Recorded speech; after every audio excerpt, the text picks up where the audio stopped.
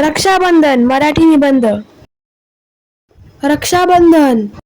रक्षाबंधन हा भाऊ बहिणीच्या पवित्र प्रेमाचे प्रतीक असलेला सुंदर सण आहे.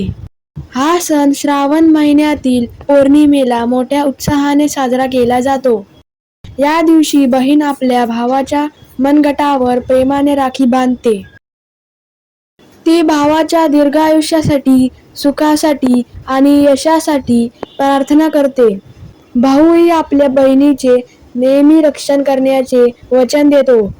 या दिवशी भाऊ आपल्या बहिणीला प्रेमाने भेटवस्तू देतो. घरात गोड पदार्थ बनवून सर्वजण आनंदाने रक्षाबंधन साजरे करतात. राखीचा धागा भाऊ बहिणीच्या प्रेमाची आणि विश्वासाची आठवण करून देतो. हा सण त्यांच्या नात्यातील प्रेम, जिव्हाळा आणि आपुलकी अधिक घट्ट करतो. रक्षाबंधन हा प्रेम, विश्वास, काळजी आणि सुंदर नात्यांचा आनंददायी सण आहे.